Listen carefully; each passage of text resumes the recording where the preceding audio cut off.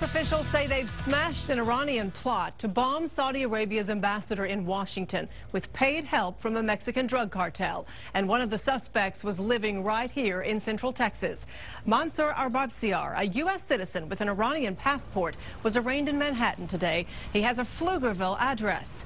A co-conspirator named in the indictment has not been caught. U.S. investigators say they offered to pay $1.5 million to a member of a Mexican drug cartel who turned out to be working undercover for the U.S.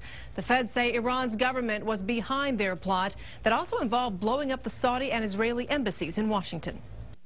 And though it reads like the pages of a Hollywood script, the impact would have been very real, and many lives would have been lost. KXAN's Doug Shoup went to the address Arbabsiar listed on his driver's license and joins us live from that Pflugerville neighborhood. Doug?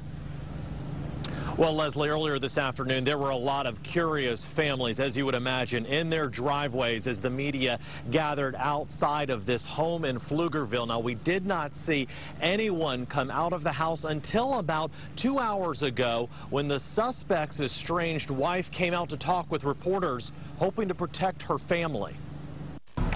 Outside the two-story home decorated for Halloween, neighbors worry about something much more frightening. To know that it's this close to where I live, it's frustrating. It's upsetting. According to DPS, Mansour Arbabsiar, one of the men allegedly behind an ambassador assassination and embassy bombing plot, listed this home as his address. But Arbabsiar's estranged wife, Martha Guerrero, says he only used the address to get a driver's license. But we've been separated for a long time. We don't have a relationship. We don't have anything to do with each other. Guerrero says she doesn't believe the charges against her ex, says he only stopped by every once in a while to see his kids, and she worries what the media attention is doing to her family. This is going to jeopardize our jobs, our lives, the neighbors. We don't want that. My family and I just want to be in peace and move on like we were. We don't have absolutely nothing to do with this. But neighbors say they saw Arbabsiar just weeks before his arrest last month and say whenever he was in town, he acted strangely. He always was in the front yard, talking on the phone, walking, pacing the front yard every day. He was really different.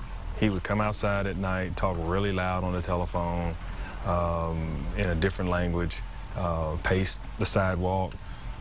Smoke cigarettes. They say their attempts to be neighborly with him and others in the home got nowhere. Usually when they're out of the house, they'd never say hi. They quickly go inside the house, come out, so really to themselves. Although there is concern and curiosity in the neighborhood, there's also courage and relief. Praise God that they found him, before anything could happen. You can't stop people from doing, heinous acts, but I'm not going to, sit around and be handcuffed or held hostage out of fear. Now, earlier today, the FBI visited this home. Guerrero says she answered all of their questions and understands they do need to investigate this matter. However, Guerrero says she has no idea where her ex was currently living or what he was doing, and she says that she's certain his innocence will come out.